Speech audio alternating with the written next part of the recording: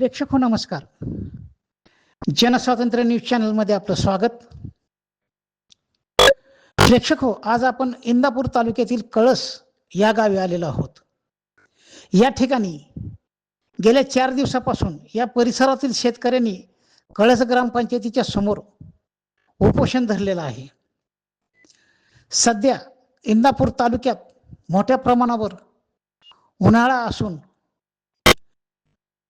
पिण्याच्या पाण्याचा तसेच शेतीच्या पाण्याचा प्रश्न गंभीर झालेला आहे. याकडे वारंवार मागणी करूनही कोणत्याही नेत्याने तसेच शासनाच्या कुठल्याही अधिकाऱ्याने याकडे लक्ष दिलेले नाही. याच्याच निषेधार्थ परिसरातील शेतकरी आक्रमक झालेला असून या ठिकाणी भाजप नेते प्रदीपदादा गारटकर तसेच प्रवीण भैया माने व त्यांचे सहकारी यांनी या उपोषणस्थळी भेट दिली.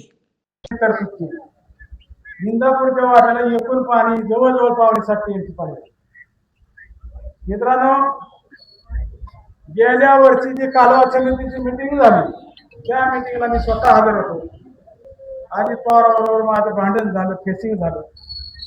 त्या प्रकल्प आराखड्यामध्ये त्या जे पुस्तक आहे कालवा समिती दादा, त्या पुस्तकामध्ये संसर्गातला मागल्या 3-4 वर्षापासून 0 पाणी. शेतकरी आहे, ज्यावेळेस दररोज आली त्यावेळेस इंदापूरसाठी तो काय कोटा दिलेला होता तो प्रत्यक्षात आता किती मिळतो, पुण्यासाठी किती होता, पुढे किती पाणी वापरतंय, जाणार शिरसाच्या योजनेसाठी जर पाणी आणायचं असेल तर अंगातलं पाणी दाखवा. जसं महाराजांनी सांगितलं की सत्तेसाठी सगळे एक येत आहेत. सत्तेतला माणूस आला, सत्ता मिळते म्हणलं की सगळे इकडची तिकडे माकड उड्या मारतायत हे तालुक्याने बघितले.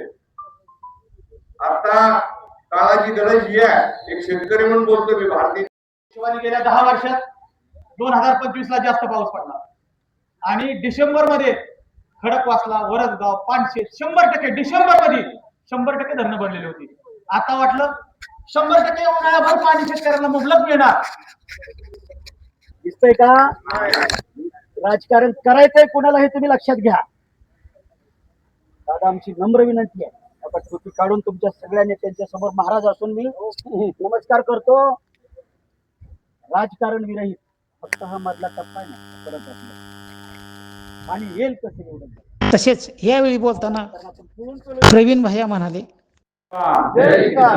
आज आपल्या कळस गावामध्ये खडकवासल्याचे पाण्याचे आवर्तन वेळेवर आणि भर उन्हाळ्यामध्ये न आल्यामुळं आवर्तन मिळावं या गोष्टीसाठी आपल्याच भागातील सहकारी भगवानरावजी खरतोडे हे या ठिकाणी 4 दिवस झालं उन्हामध्ये या ठिकाणी बसलेले आहेत आणि त्यांना पाठिंबा म्हणा किंवा त्यांना विनंती करण्यासाठी आम्ही सगळीजण मंडळी आज इथं आलेलो आहे.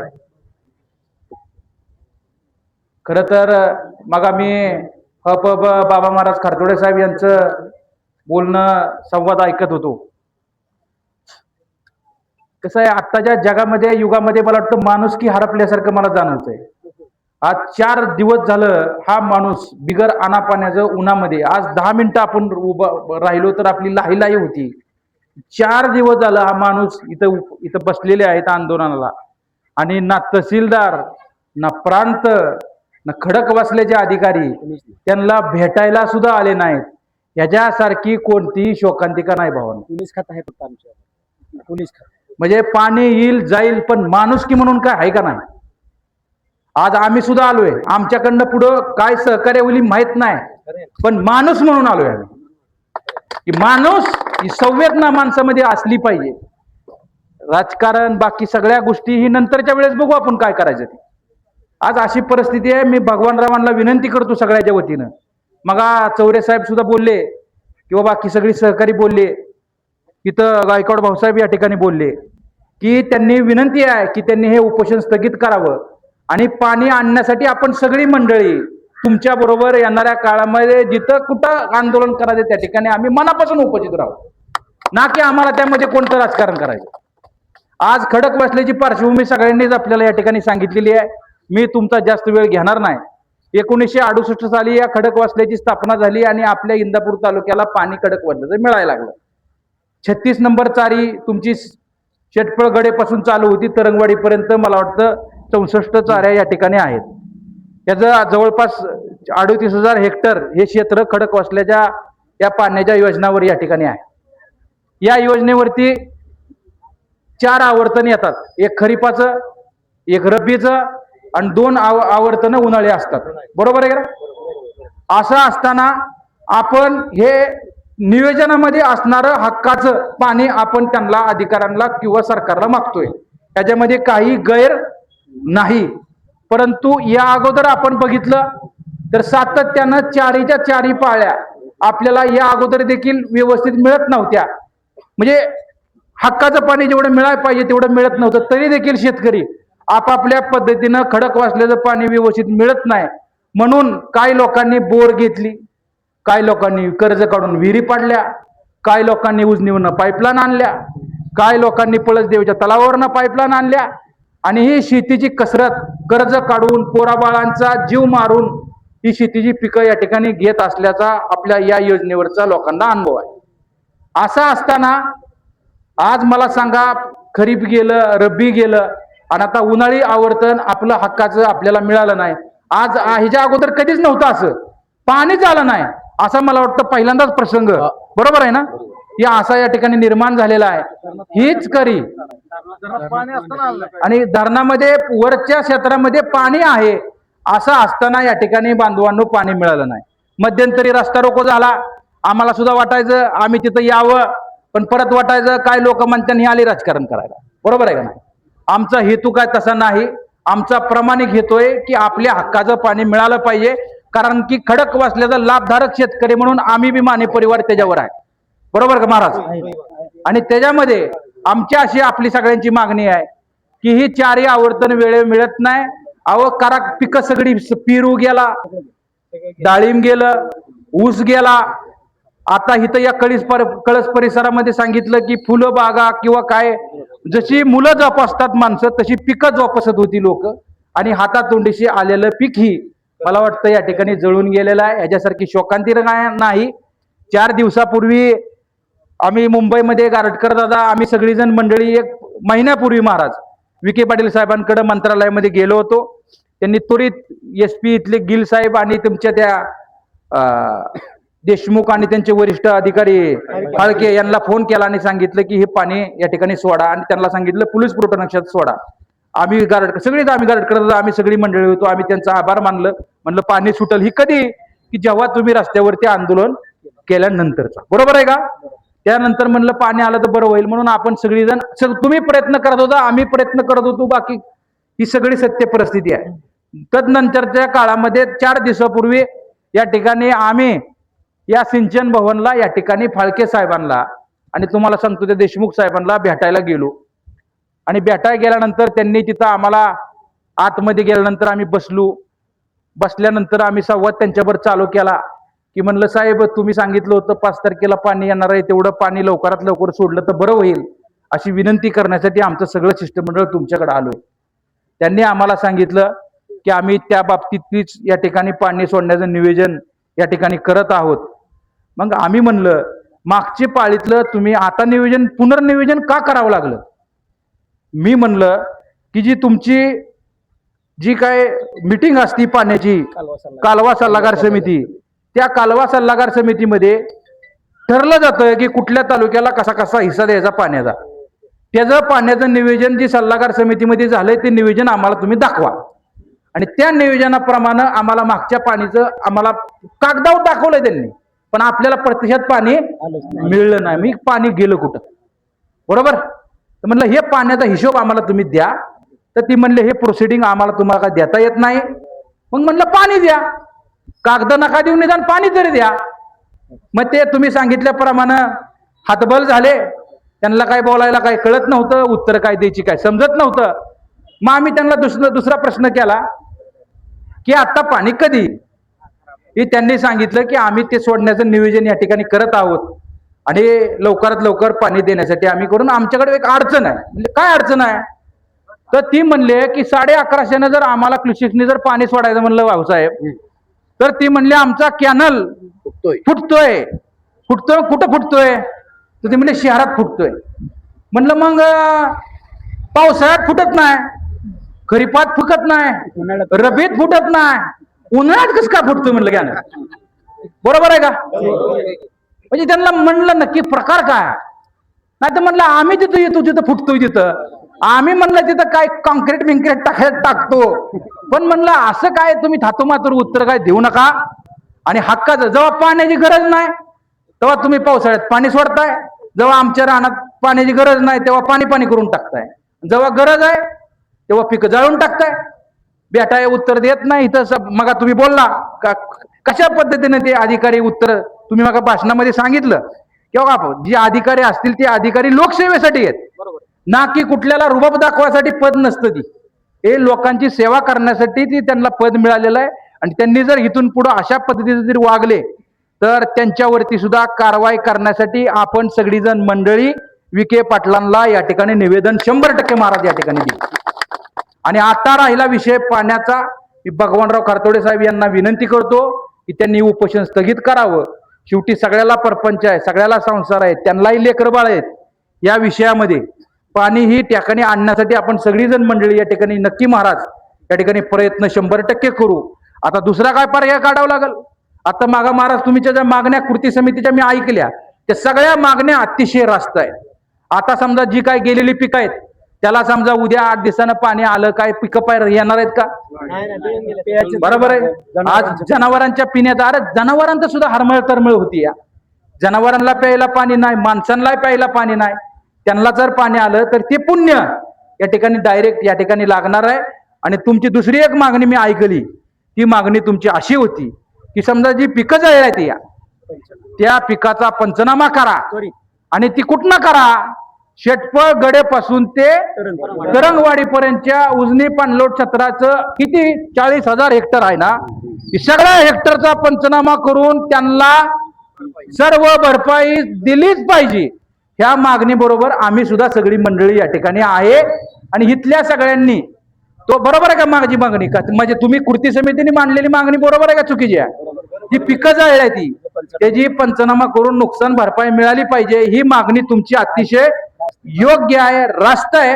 त्यासाठी सरकार दरबारी राज्याचे मुख्यमंत्री देवाभाऊ असतील, बाकी सगळी मंडळींकडे जी काय तुम्हाला मदत या ठिकाणी मागण्यासाठी करता येईल त्यासाठी आम्ही नक्की या ठिकाणी मागणी करू.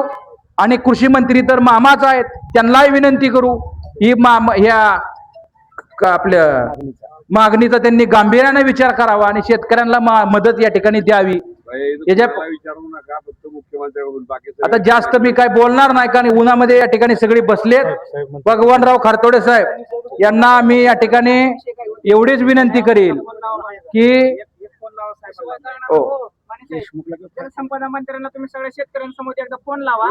काय होतं आता बाकीच्यांनी तर सगळे निष्क्रिय ठरले पाण्यात. ऐका की आपण सगळं करूया.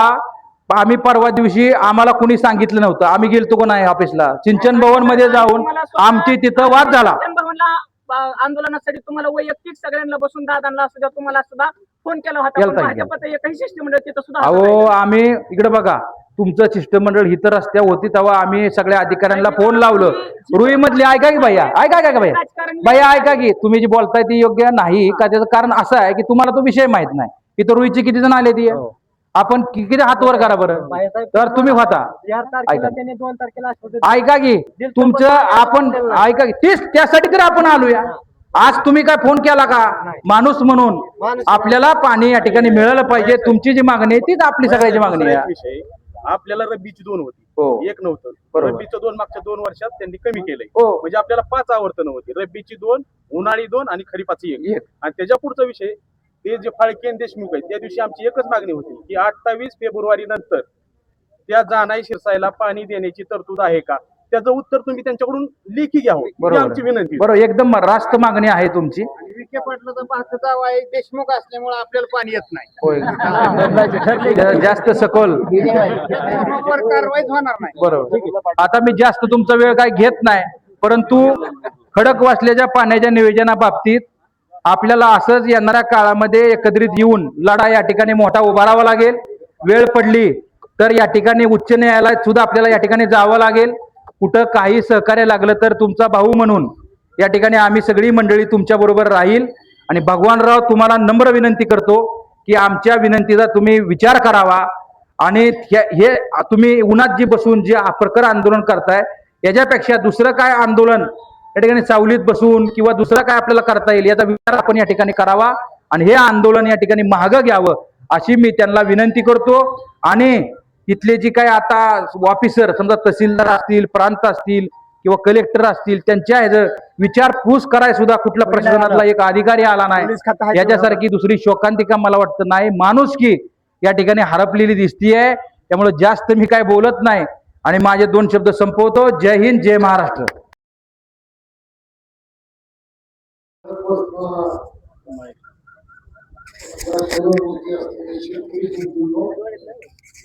आज आपण या ठिकाणी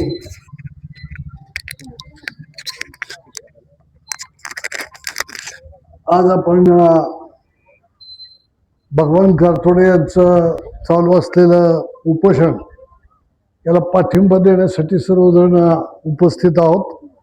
आम्ही देखील पाठिंबा देण्यासाठी या ठिकाणी आलेलो आहोत.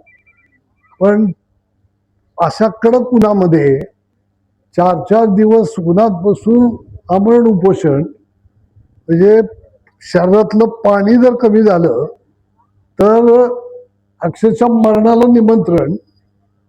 असा जर एक आपल्या तालुक्यातला शेतकरी अशा पद्धतीने एक आंदोलन करतोय तर माणुसकीचा भाग म्हणून आज आम्ही या ठिकाणी आलेलो आहोत. आपण सर्वजण शेतकरी आहोत, संवेदनशील आहोत. आपल्याला अशा पद्धतीनं कोणी आपल्यातला एक सहकारी उपोषण करतोय, मरणाच्या दारात उभा आहे, तर इथं राजकारण आणण्याचा काही विषय आमचा कोणाचा नाही. कृपा करून तुम्ही देखील त्या अँगलने आमच्याकडे बघू नका, लक्षात घ्या. कारण पाणी या विषयावरती आता चौरे साहेबांनी सांगितलं तसं यातली सगळी तरुण मुलं आहेत. त्या काळात तुम्हाला कितपत माहित नाही, त्या काळामध्ये आम्ही या विषयावरती दूरदृष्टी ठेवून प्रचंड मोठी जन आंदोलन केली.